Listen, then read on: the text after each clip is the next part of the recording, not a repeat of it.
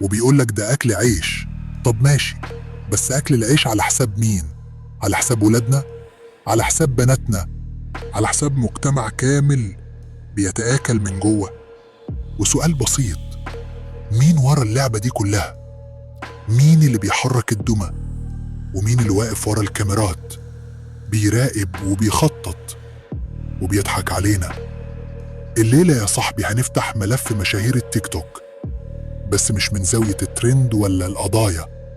احنا هننزل للعمق، هنفهم ازاي دي حرب من نوع تاني، حرب الجيل الرابع والخامس، حرب بتدمر شعوب من غير طلقة واحدة.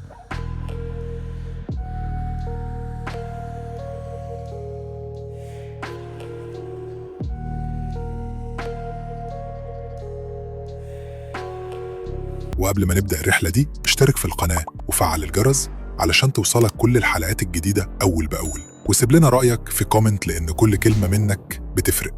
وخليك جزء من عالم هاروت، مش مجرد شخص عابر. احنا هنا بنفكر، بنسأل، وبنحاول نعرف الحقيقة حتى لو كانت مرعبة. مستعد؟ يلا بينا. فيه نار مولعة، نار شغالة في كل بيت، بس مش نار الغاز ولا نار الحرب، لا، دي نار أخطر بكتير. نار دخلت من التيك توك وانفجرت في وش مجتمعات كاملة. بنت تشتم أبوها تكسب 15 مليون جنيه، واحدة ترقص بالبشكير تعمل إعلان لموقع قمار عالمي، ناس بتسخف تتشهر وتقبض بالدولار. وسؤال بسيط، مين ورا اللعبة دي كلها؟ مين اللي بيحرك الدمى؟ ومين اللي واقف ورا الكاميرات بيراقب وبيخطط وبيضحك علينا؟ الليلة يا صاحبي هنفتح ملف مشاهير التيك توك، بس مش من زاوية الترند ولا القضايا. احنا هننزل للعمق، هنفهم ازاي دي حرب من نوع تاني، حرب الجيل الرابع والخامس، حرب بتدمر شعوب من غير طلقة واحدة. خد نفس عميق وركز معايا يا كاريزما، علشان دي مش مجرد حلقة، دي مواجهة مع الحقيقة. ويلا بينا نبدأ. مسرح الجريمة، التيك توك. زمان لما كانت حدوتة مشهورة كانت بتتقال على الراديو، بعدها دخل التلفزيون وبدأنا نشوف التمثيل والتأثير. دلوقتي كله على موبايلك، مشهورة جديدة كل يوم، ترند جديد كل دقيقة، وكلهم بيظهروا فجأة وبيلمعوا كأنهم نجوم. بس النجومية مش ببلاش يا كاريزما. تعال نشوف. شاكر في السجن مداهم، في السجن مكة، في السجن سجدة، في السجن سوزي الأردنية اتقبض عليها، هدير عبد الرازق هربت، ووراهم لسه قايمة طويلة قوي، من أول كروان مشاكل لحد أم خالد وأم جني وأم جاسر. ما شاء الله، كلهم أمهات، بس مش بيربوا جيل، دول بيهدوا مجتمع. وعلى فكرة، لو دورت على بداية شهرتهم مش هتلاقي التيك توك بس، في ناس ساعدتهم على الانتشار، ناس لبستهم في ترندات، عملت لهم رياكتات. احنا بنفضحهم. مشاهداتهم في ايه الفرق؟ مين شهرهم بجد؟ تعال نكلمك بصراحة. ناس كتير بتقول التيك توك هو السبب، بس الحقيقة ان اليوتيوب هو اللي خلى اسمائهم تطلع للسما. ازاي؟ عن طريق بتوع الرياكت. واحد بيعمل فيديو ياخد لقطة من الفيديو البنت اللي بترقص او بتقول كلام مش محترم، ويعمل نفسه زعلان ومصدوم، ويبدأ يقول شوفوا يا جماعة وصلنا لإيه، وهو أصلاً عامل 5 فيديوهات قبل كده عنها، وشايف الترند طالع وبيقولك ده أكل عيش. طب ماشي، بس أكل العيش على حساب مين؟ على حساب ولادنا؟ على حساب بناتنا؟ على حساب بناتنا؟ على حساب مجتمع كامل بيتآكل من جوه. يعني ببساطة اللي بيشهر الناس دي مش هم نفسهم، اللي شهرهم هو اليوتيوبر اللي بيقولك أنا بحارب الفساد، بس هو في الحقيقة بيغذيه. Hold your breath. معقولة لحد دلوقتي لسه ما عملتوش اشتراك في قناة هاروت اكس؟ يلا اشتركوا حالا واعملوا كومنت. Take your breath. الهروب الكبير هدير عبد الرازق. الموضوع مش بس إن الناس دي اتشهرت، لأ، دي كمان بقت مافيا. هدير عبد الرازق مثلا لما شافت النار قربت منها هربت وخرجت بره مصر قبل ما تتقبض عليها. وإيه علاقتها بمواقع زي 1xBet اللي بالمناسبة شغال في معظم فيديوهاتهم بشكل غير مباشر؟ الجزء الرابع، حرب الجيل الرابع والخامس.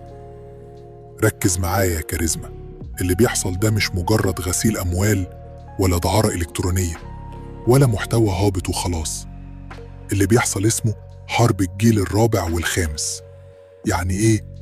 يعني بدل ما يضربوك بصواريخ يضربوك بأفكار، بدل ما يدمروا جيشك يدمروا شبابك من جوه، يدوك حرية زائفة، شهرة سريعة، فلوس كتير، بس المقابل إنك تسلم دماغك ودينك وقيمك ومجتمعك بالكامل. وكل ده بيتم إزاي؟ من خلال 3 أدوات. 1، المنصات زي تيك توك، لايكي، بيجو، كواي، انستجرام. 2، التطبيقات القمارية زي 1xBet اللي شغال تحت السطوح. 3، أدوات الدفع السريع، بايبال، بايونير، كريبتو، حوالات وهمية. ودي أدوات بيستخدمها اللي بيحكموا العالم، المجموعة الخفية الماسونية، أصحاب البنوك اللي ورا الفيدرالي الأمريكي، اللي ماسكين الإعلام والتكنولوجيا والفلوس، وبيخططوا الخطة اسمها التحكم الكامل في البشر. لما الماسونية تحكم من خلال الشاشة، لو فاكر إن الماسونية بتشتغل من تحت الأرض بس، تبقى غلطان. دلوقتي هم بيشتغلوا من فوق الأرض وفي قلب الشاشة. انت بتضحك على فيديو ترند، هم بيخططوا لخرابك. انت بتتابع بنت بترقص، هم بيعدوه كم واحد شافها من أولادك. انت بتقول ده كله هزار، هم بيقولوا مبروك نجحنا في المهم.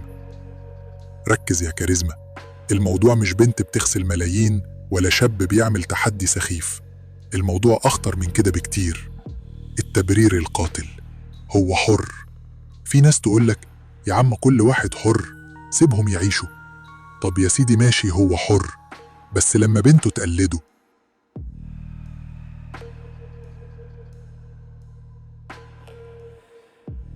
لما ابنك يفتكر الشهرة تيجي من الشتيمة أو الرقص، لما تبقى الفلوس أهم من الكرامة، تبقى حرية دي ولا فوضى؟ الرد على الحملات المعلة دلوقتي، في ناس بتطلع تقول شاكر بريء، مداهم مظلوم، هدير هربت بس كانت طيبة، وفي محامين طالعين من دول تانية يدافعوا عنهم، وفي لجان إلكترونية تدافع وتلمع وتدفع إعلانات. ليه؟ علشان مصالح، علشان في ناس بتدفع لها علشان تخدع الناس، علشان الغسيل مش بس غسيل أموال، ده كمان غسيل عقول. رسالة أخيرة للكاريزماوي، لو وصلت معايا لحد هنا فأنت شخص مختلف. أنت مش بتدور على تفاهة، أنت بتدور على وعي. فأنا بطلب منك طلب واحد بس، شارك الحلقة دي مع كل حد تعرفه، مش علشان نكبر القناة ولا علشان نعمل مشاهدات، لكن علشان نحاول نوقف الطوفان قبل ما يغرق الكل. اعمل شير في الفيس، في الواتس، على أي جروب، واحكي للناس إن اللي بيحصل حوالينا مش صدفة ولا ترند ولا حرية شخصية، ده اسمه هدم الشعوب من الداخل. واعرف دايما إنك مش لوحدك، في ناس بدأت تفهم وبتصحى، وإنت واحد منهم. لو عجبك الكلام اعمل لايك واشترك في القناة، وخد لك لفة كده على باقي الحلقات، علشان عندنا ملفات تانية وأسرار أكتر وحروب لسه ما بدأناهاش. سلام يا كاريزما، وافتكر أهلا بيك في عالم هاروت. كاريزما.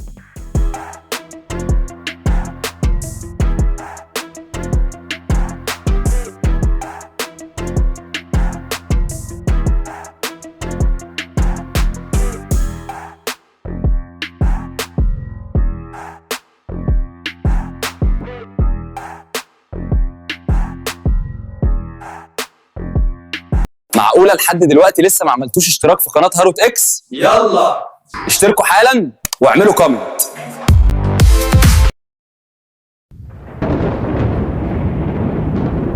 ما تنساش بقى يا نجم النجوم تعمل السبسكرايب وتعمل التعليق وتعمل اللايك الجميل. وانت يا نجمة نجوم الكوكب ما تنسانيش برضو عشان الحلقة الجاية ان شاء الله توصلكم بسرعة وهتبقى ضرب نار ان شاء الله. انتظرونا في الحلقات القادمة. سلام.